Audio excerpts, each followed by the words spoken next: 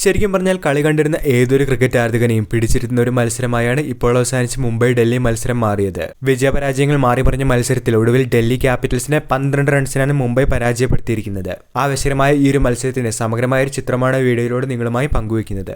വീഡിയോയിലേക്ക് കടക്കും മുൻപേ ആദ്യമായാണ് നിങ്ങൾ ഈ ചാനൽ കാണുന്നതെങ്കിൽ ഏറ്റവും പുതിയ ക്രിക്കറ്റ് അപ്ഡേറ്റുകൾക്കായി ചാനൽ ഇപ്പോൾ തന്നെ മറക്കാതെ സബ്സ്ക്രൈബ് ചെയ്തു വെച്ചേക്കുക. ആദ്യം ബാറ്റ് ചെയ്ത മുംബൈ ഇന്ത്യൻസ് 206 റൺസിന്റെ വിജയലക്ഷ്യമാണ് ഡൽഹിക്ക് മേലിന്ന് ഉയർത്തിയത്.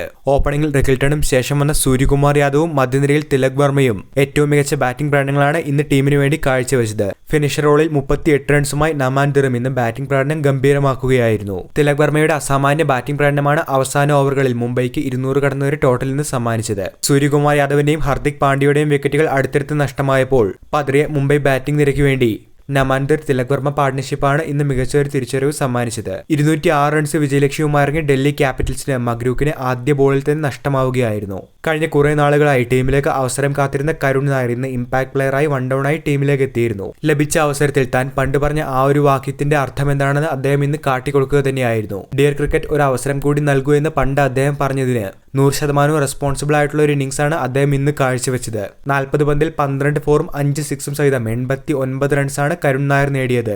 119 റൺസിന്റെ പാർട്ട്ണർഷിപ്പാണ് അഭിഷേക് പോറലും കരുൺ നായരും ചേർന്ന് ഇന്ന് നേടിയത്. 119 അഭിഷേക് പോറലിനെ നഷ്ടമായപ്പോഴും ശേഷം ഒരു ഭാഗത്ത് ബാറ്റിംഗ് തുടർന്ന കരുൺ നായരുടെ വിക്കറ്റ് 135 നിൽക്കെയാണ് നഷ്ടമായത്. എന്നാൽ ഈ ഒരു സാഹചര്യത്തിൽ ടീം അനായാസം വിജയത്തിലേക്ക് നീങ്ങുമെന്ന് തന്നെയായിരുന്നു തോന്നിപ്പിച്ചിരുന്നത്. കാരണം 8 ഓവർ ശേഷിക്ക് 66 റൺസ് വേണ്ട സാഹചര്യം ടീമിന് ഒരു ഘട്ടത്തിൽ ഉണ്ടായിരുന്നു. എന്നാൽ ഹർദിക് പാണ്ഡ്യയുടെ മികച്ച ക്യാപ്റ്റൻസിയും മുംബൈയുടെ ഏറ്റവും മികച്ച ബോളിംഗ് പ്രകടനങ്ങളുമാണ് ഇന്ന് പിന്നീട് കണ്ടത്.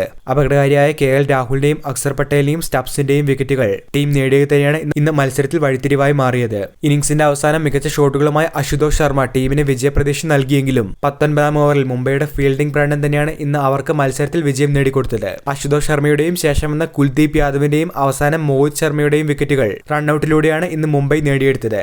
അങ്ങനെ ഒരു ഘട്ടത്തിൽ കൈവിട്ടുപോയ മത്സരം ഏറ്റവും ആവേശകരമായി തന്നെയാണ് മുംബൈ ഇപ്പോൾ തിരിച്ചുപിടിച്ചിരിക്കുന്നത്. ടൂർണമെന്റിലെ 2ാം വിജയത്തോടുകൂടി പോയിന്റ് പട്ടികയിൽ 7ാം സ്ഥാനത്തേക്ക് എത്തിയിരിക്കുകയാണ് മുംബൈ ഇന്ത്യൻസ്. മറുവശത്തെ ടൂർണമെന്റിലെ ആദ്യ തോൽവിയാണ് ഡൽഹി ക്യാപിറ്റൽസ് ഇപ്പോൾ നേരിട്ടിരിക്കുന്നത്. വീഡിയോ അവസാനിക്കുന്നു. ഏറ്റവും പുതിയ ക്രിക്കറ്റ് അപ്ഡേറ്റുകൾക്കായി ചാനൽ ഇപ്പോൾ തന്നെ മറക്കാതെ സബ്സ്ക്രൈബ് ചെയ്തു വെച്ചേക്കുക.